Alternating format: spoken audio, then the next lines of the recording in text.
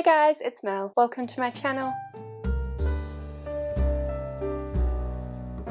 This is video challenge number 5 for the Because We Can Readathon, and that challenge is to create a poem using the first word of book titles. So they did say that you could be a little bit lenient and remove the word "the" from book titles because obviously "the" is the beginning of a lot of book titles, so they did allow that. I've been a little bit more flexible because I've added a suffix at the end of one of the words just to make the poem work a bit better. So I'm going to read you my poem and then I'll show you the books. Rowan also decided to create his own poem. You need a little bit more poetic license for Rowan's because, well, you'll see when we get to it.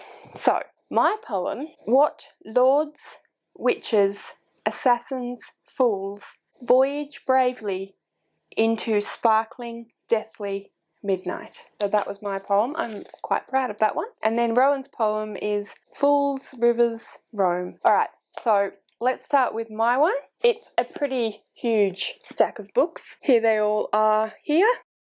So let's start. What? And the book is What If? It's a book with absurd hypothetical questions. For example, from what height would you need to drop a steak for it to be cooked when it hit the ground? And then, which US state is actually flown over the most? So it actually gives you scientific answers and researched answers to just weird random questions. So, what? Lords. So this is Lords and Ladies, which is one of Terry Pratchett's Discworld novels, and it's basically a satirical retelling of Midsummer Night's Dream, and it's absolutely fantastic, and I definitely highly recommend this. As with any Discworld novel, they're all amazing. Witches Abroad, so this is another Terry Pratchett book. It's actually in the same sort of series in the Discworld, so they're both about the witches. So the witches are a group of women who are witches that live in the country of Lancre, which is on the disc. And Witches Abroad is about when the witches sort of go meeting with each other and that sort of thing. It's another amazing book. Assassin's Quest. You need, again, a little bit of artistic license because there's not really an apostrophe when I've said it, but anyway. So this is the third book in the Farseer trilogy by Robin Hobb, and as most of you probably know, this is one of my favourite series. Yeah, so it's about Fitz, who is the main character in the Farseer trilogy, and when he's a bit more grown up and has become an actual assassin, and he's sent off on a quest. Fools. Again, the apostrophe that shouldn't be there from my sentence. Fool's Assassin. So this is another book by Robin Hobb. This is actually the first book in the Fitz and the Fool series, which is the final trilogy in the Elderling Realm series by Robin Hobb. Don't recommend you read this one first, but I definitely recommend you read all the books in this series. Voyage. So this is one where I'm being a bit cheeky and taking away the, but as I said, they did say that was okay. So it's The Voyage of Argo by Apollonius of Rhodes.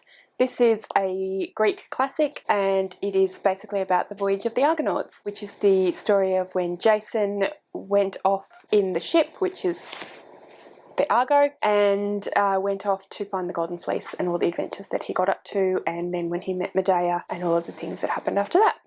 So that was Voyage. Here is where we get even more artistic license. So Brave Lee, so you have to add the suffix. Brave New World by Aldous Huxley. This is a dystopian future novel. It is very strange. Lots of things that are going on in this world are very odd and quite uncomfortable. I don't want to go into too much detail because I don't want to give too much away, but also I'm not sure how to describe this book. I just found it really odd. But anyway, that one was Brave Lee. Into, so that's Into the Water by Paula Hawkins. It's been a little while since I've read this book, so I'm not 100% sure. I don't really remember the synopsis super well, but it is a mystery, almost thriller, but not quite thriller, but in that sort of vein, and it's about a mystery to do with what happened to a person in the town, and yeah,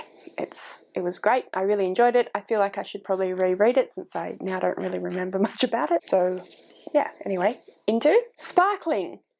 Sparkling Cyanide by Agatha Christie. I have not read this Agatha Christie book, so I'm not 100% sure what it is about. I think it's a standalone. I don't think it's one of the Miss Marple or the Poirot books, and it looks like it is a closed circle mystery. So yeah, sparkling. Deathly, kind of again being a little bit sneaky with this one, but it's Harry Potter and the Deathly Hallows. I don't feel like I need to describe this one to anyone. I think most people are aware of Harry Potter at this point, so this is the final book in the series as well, so I don't want to give it away if you don't know about Harry Potter. But yeah, if you haven't read Harry Potter, then go and do so. Finally, Midnight from Midnight's Children. So there we had to take the apostrophe off again, by Salman Rushdie.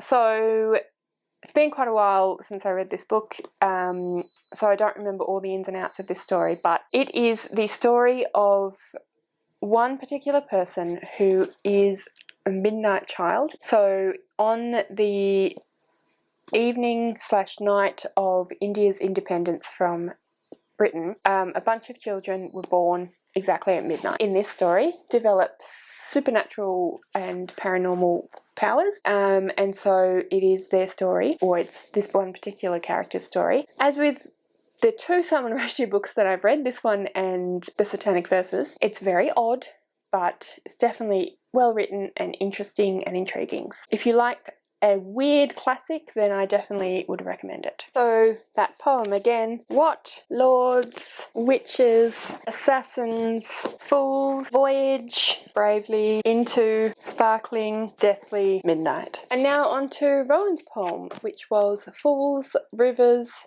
Rome. This time you can have the apostrophe. Rivers, so this is Rivers of London by Ben Aronovich, and I've talked about this in a previous wrap-up. This is paranormal detective police mystery series, and it's the first one in the series. The main character is a normal human person called Peter Grant, who one day discovers that there is a paranormal world sort of overlaid over the top of the normal world, and he discovers that when he realizes that he is interviewing a witness to a murder who is a ghost. I really enjoyed this book, and I'm excited to get to the next lot in the series, although I haven't done so yet, but I'm definitely planning to. And yeah, that was Rivers, and then Rome. So like I said, you need a lot of poetic license about this one because it's the name of the place instead of Rome, as in roaming, but I think we can give that to him. So this is Rome in Italy by Livy. So this is a history of Rome and Italy. And it's written by Livy, who was a historian back in Rome in the 2nd or 3rd century AD. I actually am not 100% sure. But yeah, so that was Fools, Rivers, Rome. So that was challenge number 5 for the Because We Can Readathon. How are you guys going with the Because We Can Readathon? How are you going with the reading challenges, and how have you been finding doing the video challenges? Comment below and let me know if you're going in it. If you've read any of these books, what you thought of them, comment below and let me know, or any reason really, just, you know, if you want to say hi. Thank you so much for watching. I really hope that you liked this video. If you did, please give me a thumbs up. Don't forget to subscribe to my channel, and I will see you next time.